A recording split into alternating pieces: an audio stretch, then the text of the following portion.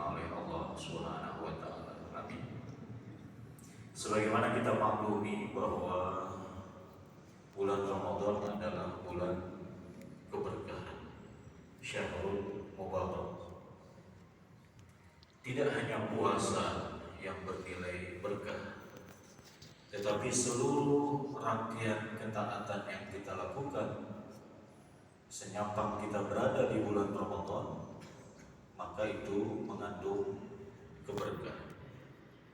Ada sahur, sholat 5 waktu, memberi makanan orang yang berbuka untuk mereka yang berpuasa, membantu orang lain bersedekah, mengeluarkan zakat, baik zakat mal maupun zakat fitrah dan lain sebagainya.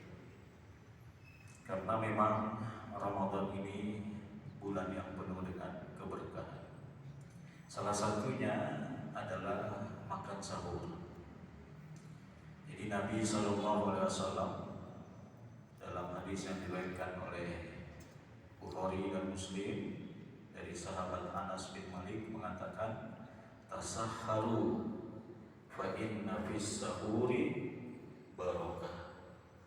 Makan sahurlah kalian, karena dalam makan sahur itu ada keberkahan. Pada kesempatan yang baik ini, saya ingin sedikit menguraikan apa saja keberkahan sahur. Tetapi sebelum itu ada baiknya kita memahami dulu apa itu keberkahan, apa itu al-barakah. Al-Hamdi dalam kitabnya Durus Ramadan menyebutkan 2 definisi tentang al-barakah. Yang pertama, al-barakatu hiya nuzulul khair al-ilahi fi syai' wa thubutuhu fihi. Keberkahan itu adalah turunnya kebaikan dari Allah atau dari sisi Allah pada sesuatu dan menetapnya kebaikan itu pada sesuatu itu. Jadi sesuatu itu bisa waktu, misalnya Ramadan atau malam Lailatul Qadar atau hari Jumat dan lain sebagainya yang ditetapkan dalam Al-Quran maupun hadis. Bisa juga tempat, misalnya Masjidil Haram, Masjidil Aqsa, alladzi barakna haulahu, itu juga mengandung keberkahan. Atau sesuatu itu orang, person, Nabi, Rasul, orang-orang soleh yang Allah kehendaki memiliki keberkahan. Dan keberkahan itu hanya berasal dari Allah. Tidak ada keberkahan selain dari Allah. Ini definisi yang pertama. Definisi yang kedua yang dikemukakan oleh Al-Hamdi dalam kitab Durus Ramadan, al-barakatu hiya az-ziyada fil khair wal ajr wa fi kulli ma yahtajuhu al-'abdu min manafi'id dunya wal akhirah. Keberkahan adalah bertambahnya kebaikan, bertambahnya pahala. Jadi keberkahan itu akan turun dengan bertambah, dengan banyak, dengan berlipat, dan turun pada segala sesuatu yang memang dibutuhkan hamba dalam kehidupan dunia dan akhirat. Jadi secara umum dari 2 definisi itu, keberkahan adalah kebaikan dari sisi Allah. Nah, apa keberkahan sahur? Yang pertama, keberkahan sahur ketika seseorang makan sahur, itu artinya dia sedang ittiba, sedang taat kepada Nabi. Dan ketaatan kepada Nabi adalah kebaikan. Ketaatan kepada Nabi adalah ketaatan kepada Allah. Dalam surat An-Nisa ayat 80 disebutkan, wa may yuti'ir rasul faqad ata'a Allah. Siapa yang taat kepada Rasulullah, yaitu Nabi Muhammad SAW, maka dia berarti taat kepada Allah. Dan orang yang taat kepada Allah dan Rasulnya akan memperoleh kemenangan yang besar. Wa may yuti'illaha wa rasulahu faqad faza fawzan 'azima. Ini yang pertama. Yang kedua, orang yang makan sahur pada dasarnya dia sedang menegakkan syiar, menegakkan tradisi Islam yang diperintahkan oleh Nabi, sekaligus bermaksud untuk menyelisihi orang-orang ahlul kitab yang mana puasa yang diperintahkan kepada mereka tidak diawali dengan makan sahur. Nabi SAW dalam hadis riwayat Muslim dari sahabat Amr bin As radhiyallahu anhu mengatakan, faslu ma baina siyamina wa siyami ahlil kitab aqlatus sahar.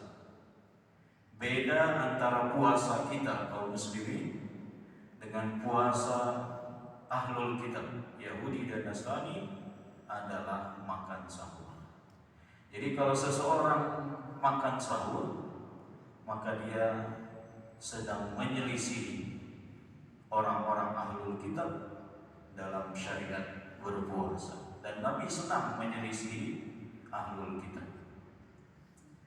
Kemudian yang ketiga, dengan makan sahur berarti kita memperoleh kebaikan. Karena dalam hadisnya Nabi mengatakan, la yazalun nas bi khair ma'ajjalul iftar wa akharu as-sahur. Manusia senantiasa berada dalam kebaikan manakala menyegerakan iftar, menyegerakan berbuka dan mengakhirkan sahur. Jadi yang sunnah dalam sahur adalah diakhirkan, dan yang sunnah dalam berbuka adalah disegerakan setelah tiba waktunya. Tapi untuk iftar ini saya kira kita sudah sangat disiplinnya. Tidak perlu menunggu lama-lama, kita langsung berbuka puasa. Tapi kalau sahur, masih ada yang menganggap sahur setelah tarawih, atau mungkin bangun jam 2 kemudian sahur. Nah, itu memang sahur tapi tidak sunnah. Sahar itu kan berasal dari kata sepertiga malam akhir. Dalam Al-Quran ada ayat wabil ashari hum yastaghfirun, di waktu sahur mereka beristighfar.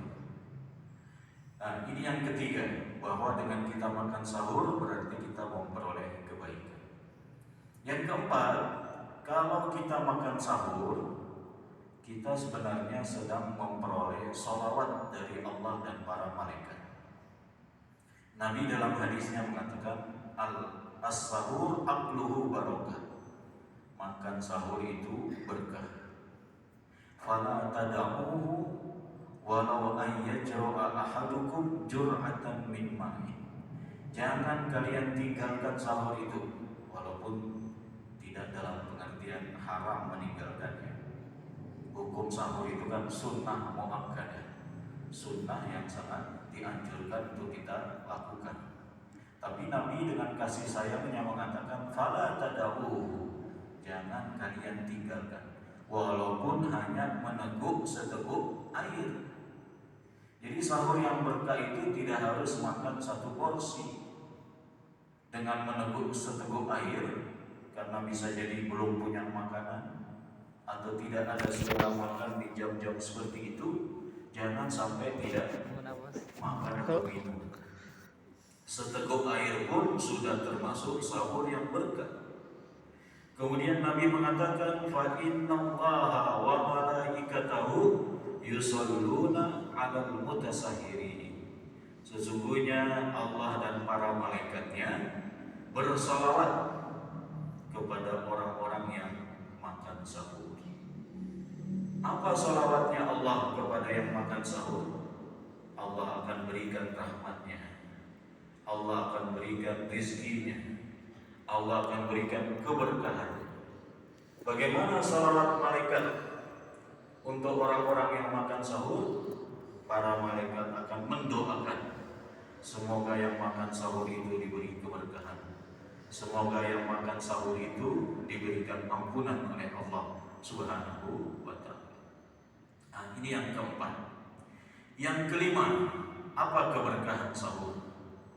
Yang kelima, kalau kita bangun di sepertiga malam akhir, sesungguhnya kita tengah berada di waktu yang luar biasa.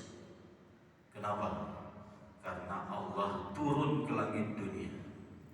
Dalam hadis riwayat Muslim dari Abu Hurairah, Nabi mengatakan, yanzilu Rabbuna tabaraka wa ta'ala kulla lailatin